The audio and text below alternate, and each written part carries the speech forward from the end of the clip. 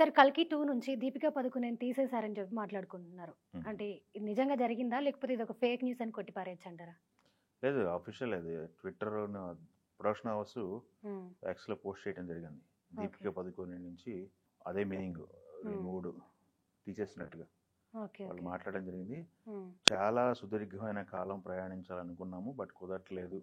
చాలా ఆలోచనల తర్వాత మేము ఈ డెసిషన్ తీసుకున్నాం అని చెప్పి మాట్లాడటం జరిగింది. హ్మ్. హ్మ్. దాంట్లో వాళ్ళు రాసుకొచ్చిన దాంట్లో పూర్తిగా వాళ్ళు చెప్పదలుచుకుంది ఏంటంటే, ఇక మీదట ఇక మీదట మేము కొనసాగలేకపోతున్నాం. చాలా ఆలోచనల తర్వాత ఈ డెసిషన్ తీసుకోవాల్సి వస్తుందని ప్రకటించడం జరిగింది. హ్మ్. 'కల్కి 2'లో ఆమె క్యారెక్టర్ ఇంక ఉండదు. ఆమె దీపికా పదుకొనె కనిపించదు. ఓకే. ఓకే. అది హ్మ్. ఫిక్స్. హ్మ్. అయితే ఎందుకు జరిగిందనేది రకరకాల డిస్కషన్స్ నడుస్తున్నాయి. ఓకే. మనం ముందు కూడా చూసాము.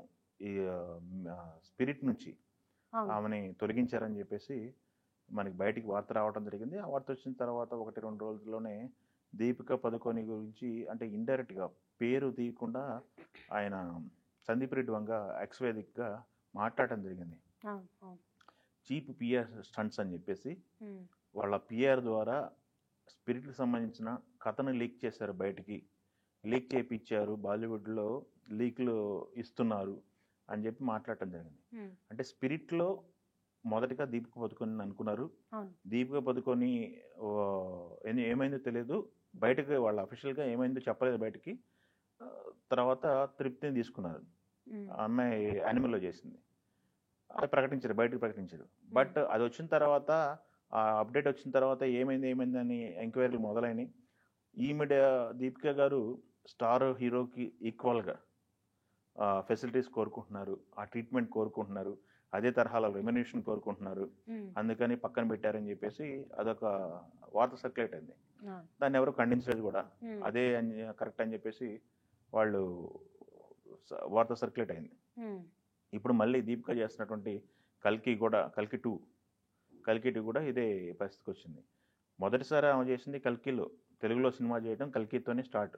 ఓకే. దాని తర్వాత వరుస సినిమాలు చేస్తారు దీపిక పదుకొనె అనుకున్నారు.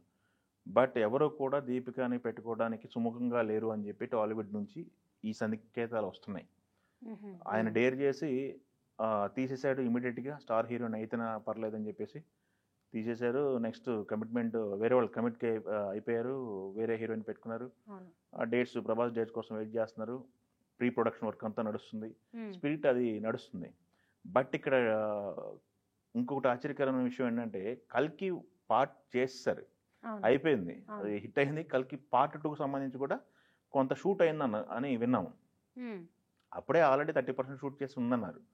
మరి ఆ 30% షూట్ చేసిన దానికి ఇప్పుడెందుకు ఈ డెసిషన్ తీసుకోవాల్సింది ప్రొడక్షన్ హౌస్ అనేది మనకి ఎవరికైనా సరే కారణాలు చెప్పలేదు వాళ్ళు ప్రొడక్షన్ హౌస్.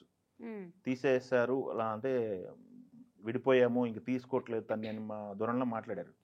ఎందుకు తీసేశారు అనే దానికి కారణాలు చెప్పలేదు కానీ వాళ్ళు కూడా అదే రెమ్యునరేషన్ ఎక్కువ డిమాండ్ చేయటము ప్లస్ స్పెషల్ ట్రీట్మెంటు హ్మ్. స్టార్ హీరోకి తగ్గట్టుగా ట్రీట్మెంట్ ఇవ్వాలి అని గొంతేమో కోరిందని చెప్పేసి కొంచెం రూడ్గా బిహేవ్ చేస్తుంది. గొంతెమ్మ కోరికలు కోరిందని చెప్పేసి ఒకటి సర్క్యులేట్ అవుతుంది వార్త.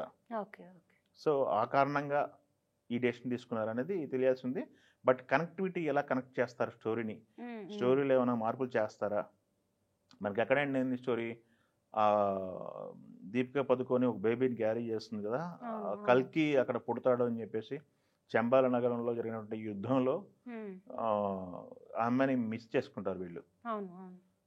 తను మళ్ళీ నేను వస్తున్నా అని చెప్పేసి కమల్ హాసన్ క్యారెక్టర్ చెప్పడం జరిగింది. హ్మ్. అసలు యుద్ధం ఇప్పుడే మొదలైందన్న ధోరణిలో. హ్మ్. హ్మ్. సో ఈ క్యారెక్టర్ దీపికా పదుకొనె క్యారెక్టర్ అనేది అసలు ఉంటుందా? లేకపోతే ఆ క్యారెక్టర్‌ని ఎండ్ చేస్తున్నారా? ఆ శిశువు జన్మించిన తర్వాత ఆవిడ క్యారెక్టర్‌ని రిమూవ్ చేసి ఆ శిశువుని అక్కడ చూపిస్తారా? లేకపోతే ఎట్లా ప్రొజెక్ట్ చేస్తారు? నాగేశ్వరిని ఏం ప్లాన్ చేస్తున్నారు మైండ్‌లో అనేది అవును. ఇప్పుడు క్యూరియాసిటీ అందరికి. యెస్. దీపికా పదుకొనె లేకుండా 'కల్కి' సినిమా ఉంటుంది. హ్మ్. దాన్ని ఎలా ప్లాన్ చేశారు అనేది ఒక హ్మ్. క్యూరియాసిటీ.